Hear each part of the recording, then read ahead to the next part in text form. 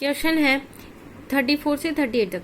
A Carnot engine work between 600 Kelvin and 300 Kelvin each cycle of operation. The engine draw and 1000 joule of heat energy from the source. The efficiency of the engine.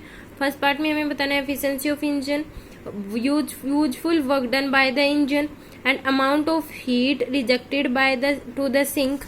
And in order to increase the efficiency to 70%, sink temperature will have been changed.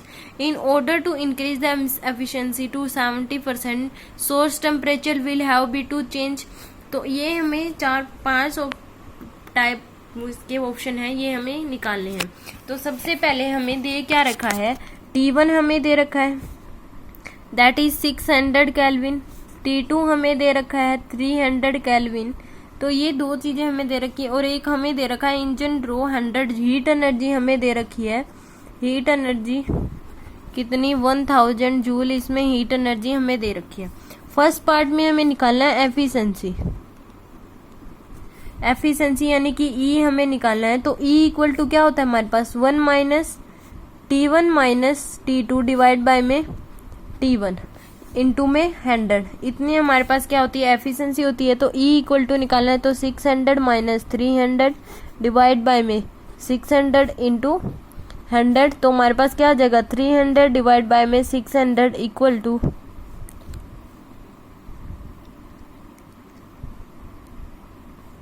Into में 100, तो हमारे पास क्या आ जाएगा ये 50%। तो first part में हमारे पास efficiency क्या आ गई दैट इज 50%। सेकेंड पार्ट में हमारे पास पूछा गया था useful work done by the engine. तो वर्क डन बाय द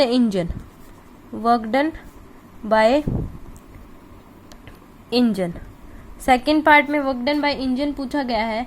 तो इस केस में E इक्वल टू क्या होता है work done by gas divide by में Q1, that is the formula. तो E हमारे पास आ गया 50%, यानी कि हाफ 1/2 इक्वल टू क्या आ गया work done by gas divide by में Q कितना है हमारे पास 1000।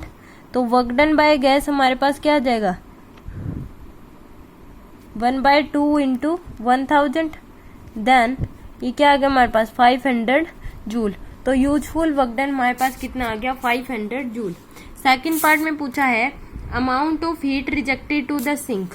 तो amount of heat rejected to the sink, तो ये भी क्या हो जाएगी इक्वल टू के वर्क डन बाय गैस हो जाएगी। तो ये भी क्या आ जाएगी 500 जूल। तो अमाउंट कितना वर्क करेगा उतनी ही हीट तो हमारे पास रिजेक्टेड होती है, उतनी ही हीट तो इसकी जितनी ही हीट वो रिजेक्ट करता है। तो जितना वर्क डन हम करेंगे वर्क डन बाय गैस होगा उतनी ही हीट क्या होगी अमाउंट ऑफ हीट सिंक, यानी कि सिंक टेम्परेचर वो होगा वो क्या हो जाएगी 500 जूल। थर्ड पार्ट हो गया। फोर्थ पार्ट में हमसे पूछा गया है in order to increase the efficiency to 70%, E हमें दे दिया कितना 70%। तो हमें बताना है सिंक टेम्परेचर विल हैव, यानी कि T1 टेम्परेचर हमें बताना है क्या होगा। ओके, और T2 हमें क्या लेना है 300 Kelvin ही लेना है। ओके, T1 यानी कि ये क्या हमारे पास हमें फाइंड आउट क्या करना है सिंक टेम्परेचर। T1 हमारे पास सिंक टेम्परेचर होता है और T2 क्या होता है सोर्स टेम्परेचर। तो हमारे पास क्या हो जाएगा E इक्वल टू क्या होता है हमारे पास 1 माइनस T2 बाय में T1। तो E इक्वल टू क्या आ जाएगा 70/100 इक्वल टू 1 माइनस T2 क्या आ जाएगा 300 डिवाइड बाय में T1। तो ये हमारे पास क्या आ जाएगा 7/10 इक्वल टू क्या आ गया 1 माइनस 300 डिवाइड बाय में T1। तो हमारे पास T1 इक्वल टू क्या आ जाएगा 3000 डिवाइड बाय में 30, यानी कि 1000 Kelvin, यानी कि 30,000 डिवाइड बाय में 30, यानी कि 1000 Kelvin हमारे पास क्या आ गया sink temperature. That is the fourth part. Fifth part में हमसे पूछा गया है in order to increase the efficiency 70% source temperature will be, यानी कि इस पार्ट में हमें T2 निकालना है सोर्स टेम्परेचर, और E हमें दे रखा है 70%। ओके, तो सोर्स टेम्परेचर निकालना है। तो T2 हमारे पास क्या आ जाएगा E इक्वल टू क्या होता है 1 माइनस T2 डिवाइड बाय में T1। इस केस में हमारे पास T1 क्या आ जाएगा 600 केल्विन।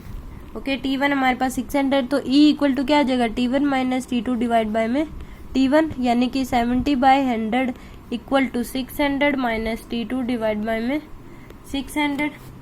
तो T2 हमारे पास क्या आ जाएगा, T2 इक्वल टू आ जाएगा 600 माइनस 420, यानी कि T2 इक्वल टू आ गया 180। तो डिक्रीज्ड बाय 120 केल्विन। तो ये क्या आ जाएगा हमारे पास है answer.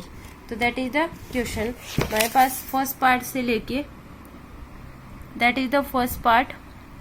Second part work done by engine, और third part amount rejected by the sink, and fourth part क्या था हमारे पास, अगर एफिशिएंसी 70% दे रखी है तो सिंक टेम्परेचर पूछा था, एंड फिफ्थ पार्ट में एफिशिएंसी 70% और सोर्स टेम्परेचर हमारे पास पूछा गया था। तो दैट इज द क्वेश्चन।